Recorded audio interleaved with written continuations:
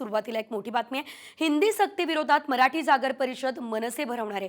राज ठाकरे यांनी बैठकीमध्ये हे आदेश दिलेले आहेत। तर हिंदी विरोधात आक्रमक पवित्र्यासह एकंदरीत आपण जर बघितलं तर मराठीचा जागर गरजेचा आहे। प्रत्येक विभागामध्ये मराठीचा जागर महाराष्ट्र नवनिर्माण सेनेतर्फे केला जाणार आहे। मराठीचा जागरण करण्यासाठी आता साहित्यिकांची मदत सुद्धा घेतली जाणार असं कळतंय।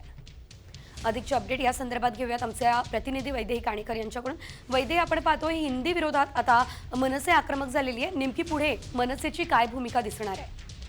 नक्कीच हिंदी सक्ती विरोधात मनसेची आक्रमक भूमिका जी आहे ती अगदी सकाळपासूनच दिसत आहे। सकाळपासूनच बॅनरबाजी केलेली आहे, का GR फाडण्यात आलेला आहे, GR जाळण्यात आलेला आहे। मात्र त्यासोबतच साहित्यिकांना सोबत घेऊन मराठीचा जागर जो आहे तो मनसेतर्फे भरवला जाणार आहे। प्रत्येक विभागामध्ये हा जागर केला जाणार आहे, जेणेकरून प्रत्येकापर्यंत मराठी भाषेसंदर्भात एक प्रेम जे आहे ते निर्माण झालं पाहिजे। मराठी भाषेसंदर्भात अनेक माहिती जी आहे ती उपलब्ध झाली पाहिजे, अशी खरं तर असं कारण आहे त्याच्या मागे। आणि त्यासाठी साहित्यिकांची देखील मदत घेतली जाणार आहे, कारण साहित्यिकांचं योगदान हे मराठीसाठीचं मोठं आहे आणि त्यांचं योगदान हे मराठीचं जागर करण्यासाठी देखील महत्त्वाचं ठरेल, असं राज ठाकरे यांची भूमिका आहे। त्याच्यामुळे त्यांनी हे आदेश दिले असल्याची माहिती मिळते।